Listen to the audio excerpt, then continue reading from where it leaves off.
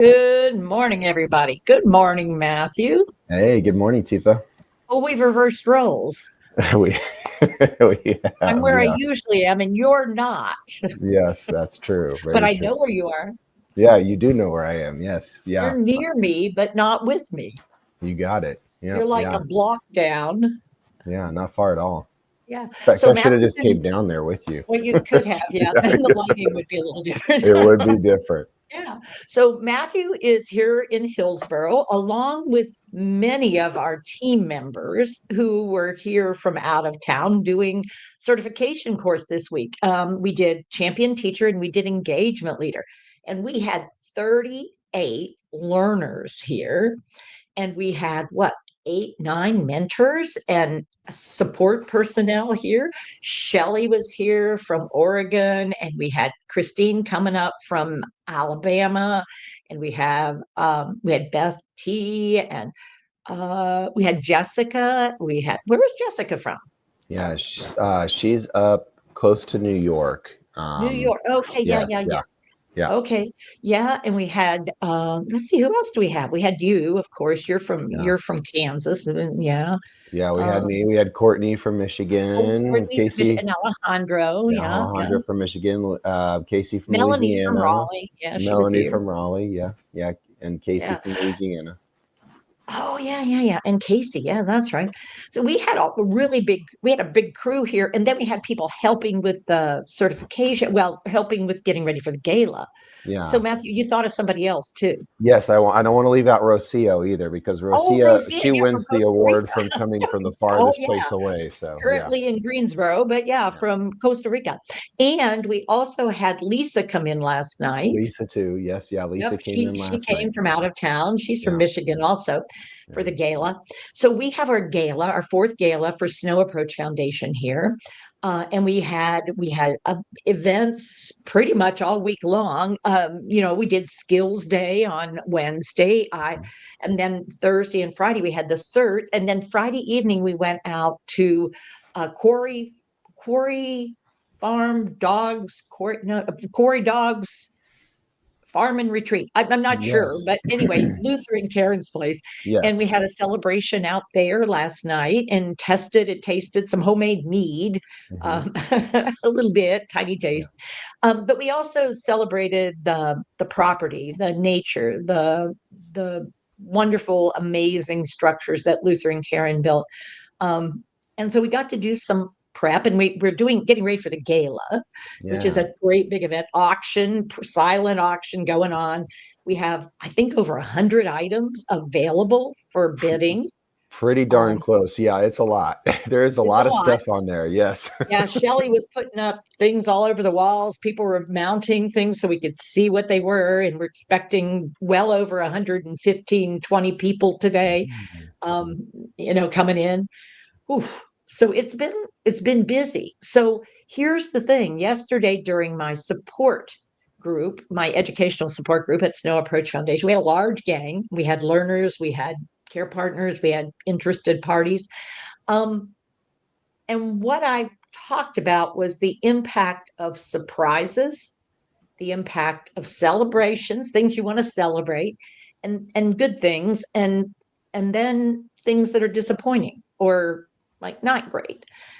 And we had folks think back over the last week, and my purpose and point was to say, and any of those, when you're living in the world of dementia, when you're in this space and you're a care partner or a person living with, um, all three of them result in depletion of chemicals. Now, how you Mhm. get there is different for all of them, but all of them, you'll have something and your amygdala goes off. And there's a confusion in the amygdala a little bit. Is this a threat? Is this getting my needs met? Is it denying getting my needs met? Or is it pleasurable? And so there's a little bit of sort of excitement without a lot of discernment, because you have strength without skill in the world of dementia. And so even if it's a surprise, and it's a great surprise, really, the surprise itself gets the amygdala shooting chemicals like cortisol and adrenaline and epinephrine and norepinephrine. I mean, it can be a good thing, but it's a lot. And then what happens is after, I mean, like 20 minutes after, it's like, ugh. And then I'm like whipped. It's like, as long as you have the right supports in place, okay, you can do a recovery period. When you don't have the right supports in place, is when relationships can struggle because I need what I need then to recover. And unfortunately, so do you, if we've both been in the event. And maybe we're just not a good match in that moment. And you don't have anybody else to turn to. I don't have anybody else to turn to. This could be problematic for us. So, Mm. Matthew, having said all that, what comes into your mind when I talk about that stuff? What are you thinking now or feeling now that I talked about that? For me, Teepa, I'm starting to connect it to, heck, even my own life, and so many moments where I've been in those positions where whatever happened within the day pushed me so hard and I gave everything I had. And when I was seeking the place of rest and restoration, there was nowhere to go. And let's just say the day didn't end well. And the people who interacted with me did not get the best me, nor did they probably want to be around me. but but the idea of, like, just within my own life, and I have a feeling everybody out there has probably had moments like that where it just, you got pushed and you did everything you could to give everything you had, and then things kept requiring more of you and you just had nothing left in the tank to be able to give. And so those moments when you can't find that support, when you can't find that place of rest and restoration, what happens to you? I Yeah. mean, truly. What does? Yeah. And so that idea that, wow, this doesn't necessarily go well, not because people aren't trying. In fact, they could be trying really hard. Hmm. It's just not a good match for where you are right then. And you're trying too. Hmm. So acknowledging it's not about what thing it is, whether it's just a surprise or whether it's something that's super wonderful or something that's really yucky. That's secondary in this moment. It's because when we experience those things, our brain does gives us everything it's got, essentially, empties the tank.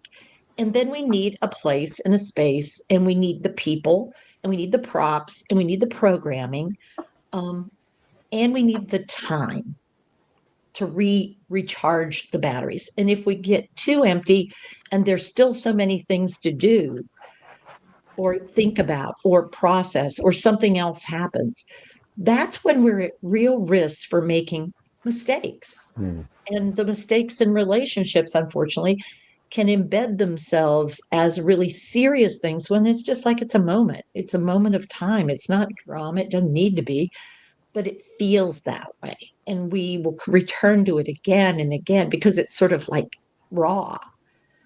So, and I will say that members of the group had a really hard time thinking about that in terms of, but when something's really a good surprise, doesn't that change it? And it's like, you would hope, but yeah, no, not really, frankly. What's the so Tipa, is there is a saying out there, whatever goes up must come down. And Exactly. that is so true, no matter if it's a good up or if it's like an increase in bad stuff or whatever it is. Like, whatever goes up must come down. And so, I mean, all of the I mean, even thinking about for our own lives when we're in situations where we've done something really fun that we really enjoyed, Mhm. because it doesn't necessarily have to be that the day was stressful. It was like we went out and we had a really great day, but by the time you get to the end of the day, you're at that place of like, man, I need to sit down somewhere, or I need to go do something Yeah. that's like no energy so I can Yeah. regain that, and the Yeah. difference that makes, and when you don't have it. Yeah, so it took me back sort of with our my friend Lauren. We were in Las Vegas and she really wanted to ride this New York roller coaster. And I'm like, oh man, I don't know that I want to do it, but she really wanted to do it. And it was like, all right, fine. So, I mean, I'm reading the signs as we're going. If you have a neurological condition, you should not ride Oh, this roller coaster. mhm, I'm thinking, mhm, she's got a terminal neurological condition. I think she gets to do what she wants. If this is how she wants to spend her time, she's a risk taker. Hey, yeah.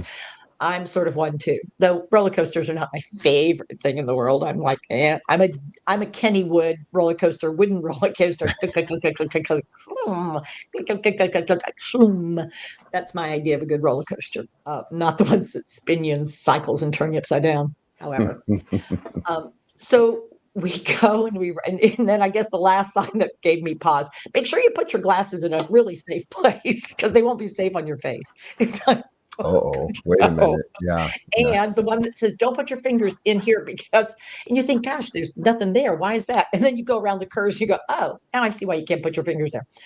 Keep them on the bar. Keep them on the bar. So anyway, we take the ride. She has a fantastic time. It was fine. My amygdala certainly went, and then she says, let's go again. And it's like, and no, know thy limits. And so I had got to my limit. She thought we could go again, but of course she couldn't talk anybody else into it, which is why I went the first time. Yeah. And then within 5 minutes, she needed to sit down because she was exhausted. It hit. The lack of awareness that was about to hit, and she couldn't prejudge that was just not possible, makes it tough to be the care partner in that moment where you feel like you're disappointing the person by not doing it. But and if you try to use logic, you won't get anywhere. So trying to figure out, you know what, Lauren, before we do it, I'm going to need to go get a cup of coffee. I'll be honest. I did your thing. Now we got to do my thing. I need to go find a Starbucks that has decaf, and it will probably be Americano because they don't make decaf as a regular rule. No. Yeah. Yeah. So, So, and but yeah. So Teepa, it's in that situation. It brings me back to something you talked about recently on one of our time with Teepas, which is I think that's where we could get in trouble and start using words like you should.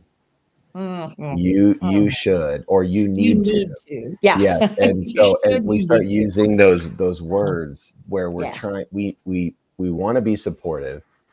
And we start telling the person in a way that sounds like, look, I know better. And this is what you need to do because I know what's going to happen. And how different that situation would have been if you would have started using those words versus like, before we do this, let's go do this first, and giving that time and the difference that makes. Yep. So, here's the thing. One of the reasons we redid the care partners, the care partner guide and changed it from a caregiver guide, is because we knew that people needed more tools. They needed more detail. They needed more specifics. They needed more guidance. Not you shoulds, but here's some thoughts. Here's some tips. Here's some ideas. Here's some strategies. And here are some specific things you can try that could very well make a difference. Here's what we know. So one of the reasons we did the book is not because it was not a okay book. It was a great book back in the day, but due to the changes in what we've learned about, we just have to make a change. Now, some of you might be hearing some scuffling noise in the background. Matthew, is that you? I don't. Maybe it's. I don't know. On something, or your knees moving on something? Do you think? Well, yeah. I'm trying to get my steps in down here below. You can't see it now. I'm not sure what it is. Maybe it's our air in this room, like it's one of those little in the ceiling units or something else. I'm not sure. Yeah, I'm not hearing anything on my end, at least. Oh, you know what? It might be my little stand moves a little bit. Let's see if I put it back down. Squeaky? Well, no. It heard me talking about it, apparently. The sound. I don't know. It's hiding now. Yeah. Oh, no, maybe this. No, I don't know what it is. Yeah. If anybody has ideas about what it is and you're hearing it, let us know.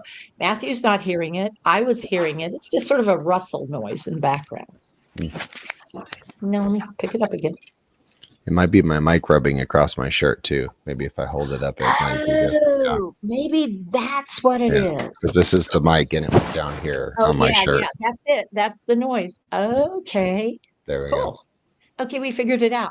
So because that surprised me that we were getting that noise, because Matthew had put in his headphones. And I kept hearing it and I kept thinking, can I ignore that? Well, people might be listening and hearing it, wondering why aren't we doing something about that? And so I decided rather than let it continue to be an irritant, maybe we could explore what it is, investigate it, figure it out, and then maybe we could eliminate it as an environmental factor. Because it wasn't Matthew, it wasn't me, it wasn't our interaction that was annoying. It was this sound that kept happening. And I could hear it. I didn't know if Matthew could hear it, but I thought maybe you could hear it out there. And maybe we should let you know, oh, yeah, I do hear that. I'm trying to figure it out. I'm not sure. Oh, okay. Well, that sounds like what it is. Okay, well let's do something about it. Because sometimes you have to stop being frustrated with what's not working and decide to do something different. Become a detective. Get curious. Our little detective hats, we have them for a reason. In Yeah. dementia, curiosity is your best friend. And then the art of letting it go if you can't, but going ahead and making a change if you can. And we're here to radically change how we live with, through, and in the world of dementia. All right, everybody. Have a great day. We'll be back on episodically today, I imagine, having moments to share with y'all as we celebrate with one another. We hope not to surprise you in a bad way, but be aware, if you want to take a break from us, understood. But from 5 to 9 tonight, we'll be having a celebration with one another here at Snow Approach in the building that we rent here in Hillsborough. Actually, two buildings, and Mm. celebrating the beautiful garden and the people and the music and the appreciation of one another. Mm. Take care, all. Thanks, Teepa. Bye, everybody.